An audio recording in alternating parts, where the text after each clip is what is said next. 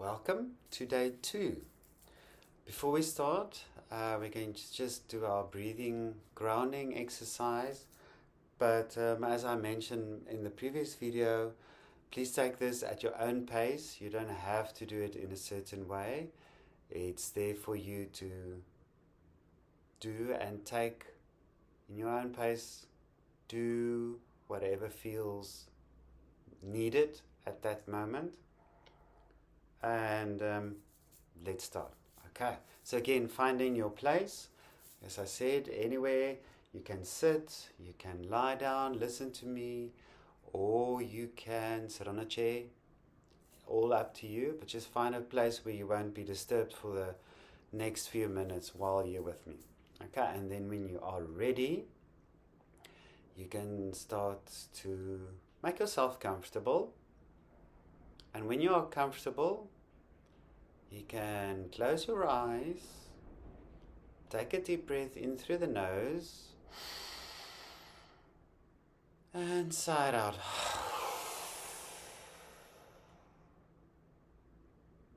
Another deep breath in, lift the shoulders, and exhale, let the shoulders drop.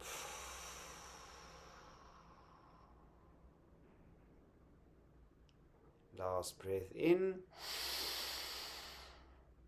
and exhale,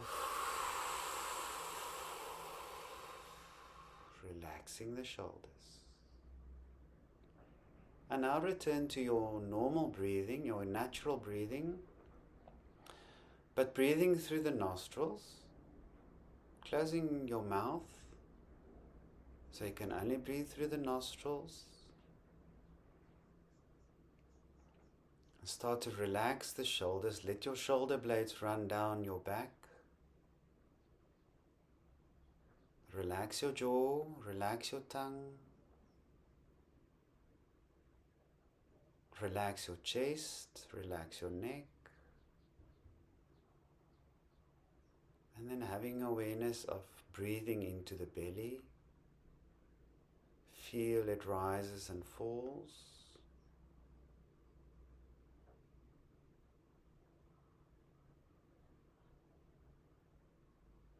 Expanding and relaxing.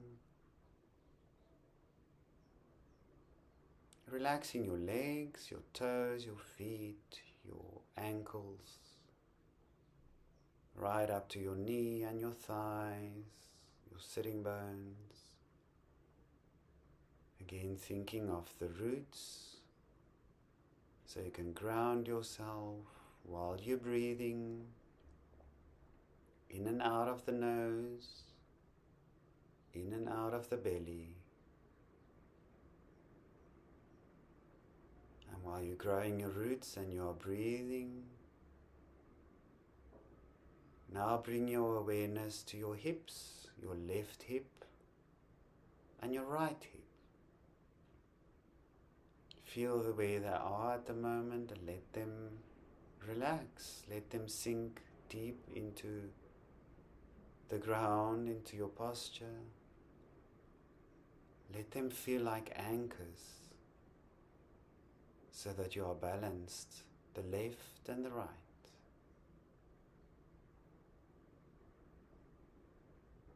If you feel your mind's drifting, just bring it back to your breath and your hips. Breathing into your hips.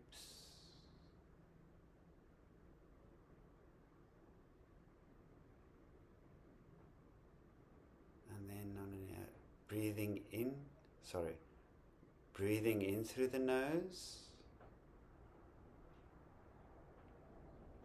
and exhale through the nose again. Make the exhale longer than your inhale. Let's do it one more time. Breathing in the nose and exhaling through the nose again, make it even longer than the previous exhale.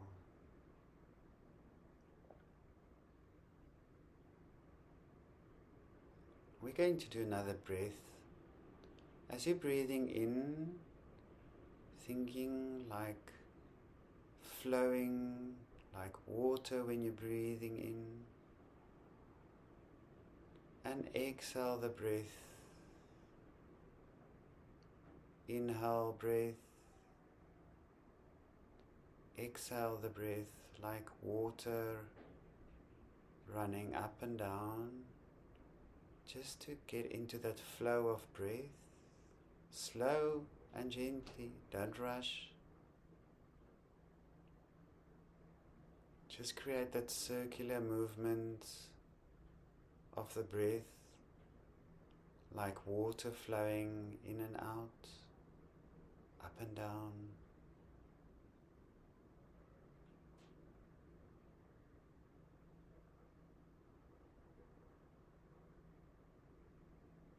And then just relax, just go back to your normal breathing. Just take a deep breath in through the nose.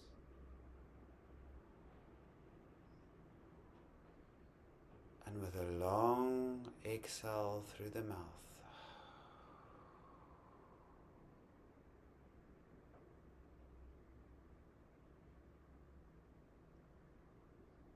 And gently opening your eyes.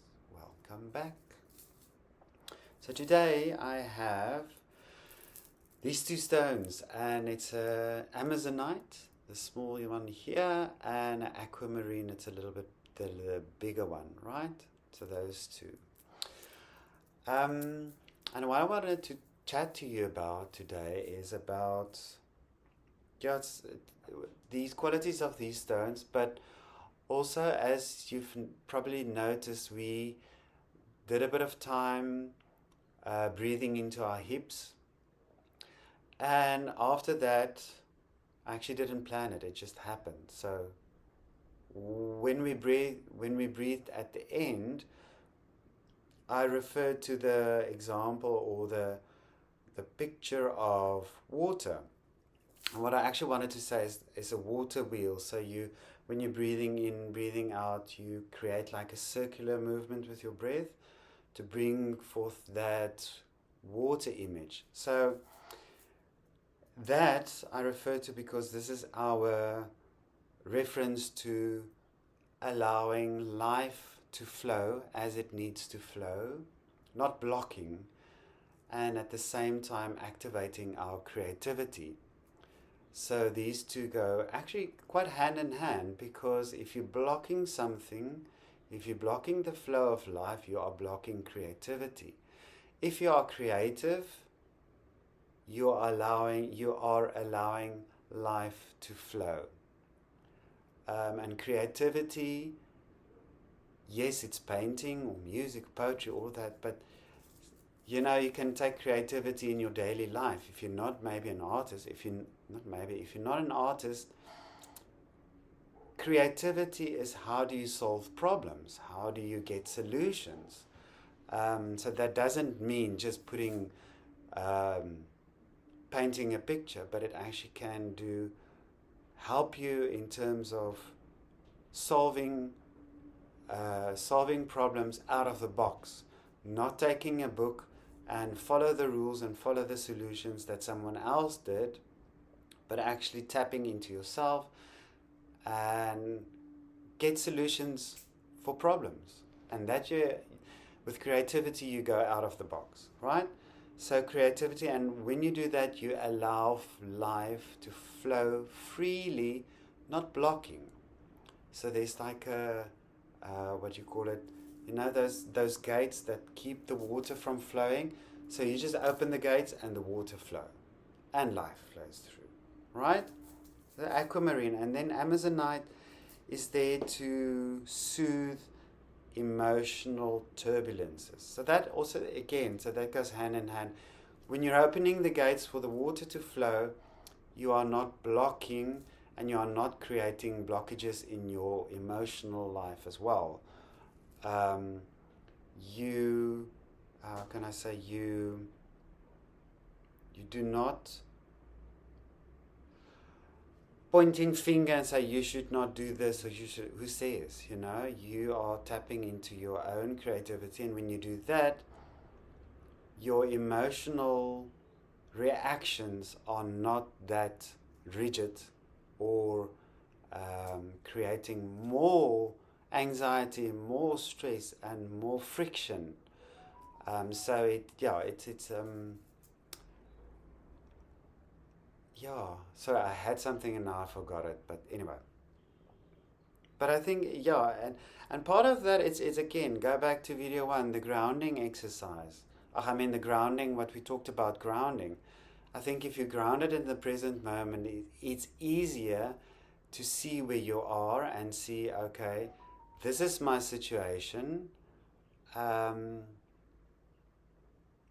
Take a moment, take a breath, and after that little breath, like 2 minutes, 3 minutes, and then look at the situation again and see if anything has changed. If it did, that means that maybe you should breathe more before you make decisions. So, and again, if you feel like, this sounds very interesting, go to the workbook and see if there are any questions or any work there relating to these qualities and how those qualities show up in your life, So, great. And again, like I said, if you have any questions or anything coming up to you, connect with me and I would love to hear from you. Okay. But in the meantime, I will see you in the next video. Until then, take care of yourself and everybody around you. Have a lovely day. Bye-bye.